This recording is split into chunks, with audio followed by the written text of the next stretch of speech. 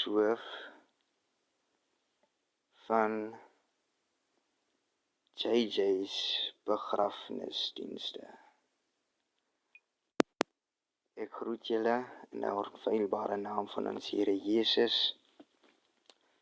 Jesus Christus, hy wat alleen regeer en hy wat alleen regeer. Hy wat ons laat asemhaal, laat sien, kan hoor, kan praat en kan laat luister.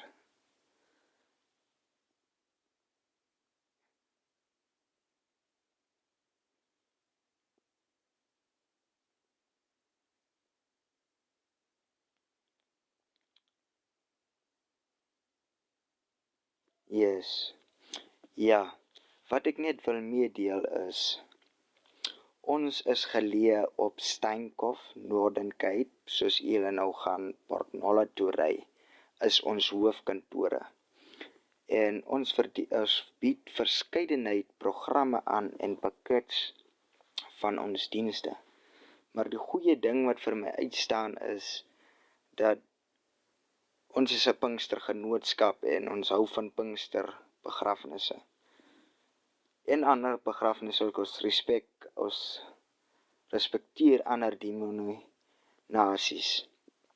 En ons neem die eerste waakdiens van die week neem ons altyd waar.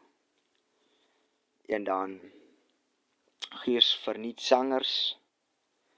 Julle kan kies watter sangers julle wil hê, julle betaal die, ons betaal hulle.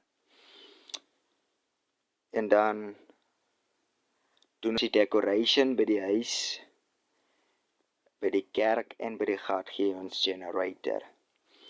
Dit maak nie saak watter dekking jy by ons het nie. Hallo's.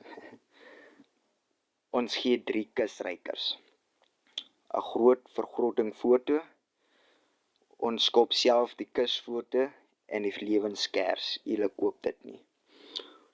Die dekking bepaal die aantal van die programme wat ons doen, en ons gee stretch tente. En ons hoofdoel vir hierdie onderneming is dat ons die familie se belange altyd gaan eerste sit.